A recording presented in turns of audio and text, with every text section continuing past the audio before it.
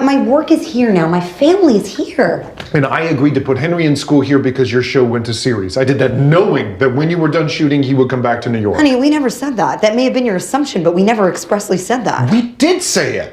When did we say it? I don't know. Lucrez aici, familia mea e aici. Deci, eu am acceptat ca Henry să învețe aici până se termină serialul, da? Eu am făcut asta pentru că am știut un lucru. Termin filmările și apoi el se duce în New York. Iubire, nu s-a stabilit așa. Nu știu ce impresia am avut, dar nu s-a stabilit așa. Așa am vorbit. Când am vorbit? Nu mai țin. Stop putting your feelings about me onto Henry. He tells me he likes it better here. He tells you because he knows it's what you want to hear. Pentru că îți proiectezi tu dorințele tale asupra copilului. Nu e adevărat, mi-a spus că își dorește să stea aici. Pentru că știe că asta vrei să auzi de la el. Nu, mi-a spus și că să ai noroc pe telefon, nici măcar nu te joci cu el pe bune. Pentru că am un divorț în LA și un spectacol de regizat în New York, femeie.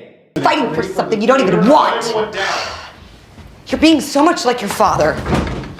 Do not compare me to my father. I didn't compare you to him. I said you were acting like him. You're exactly like your mother. Everything you're complaining about her, you're doing. Dezbați pentru ceva ce nici măcar nu-ți dorești. Pentru teatru și pentru că am dezamăgit o grămadă de oameni. Hai bă, lasă-mă și fix ca taică.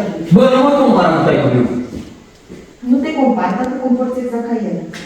Și tu ești exact ca mâna. Fix ce te deranjează, asta faci tu.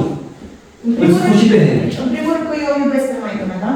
Este o mamă foarte bună. Asta a fost cuvintele tale. Și în al doilea rând, cum îți permit să mă compar cu maică mea? Poate sunt ca taică mea, dar nu ca maică mea. O faci cu capul. Ești exact și ca taică tu. Și ca maică mea, și ca taică mea, dar mai ales ca maică ta.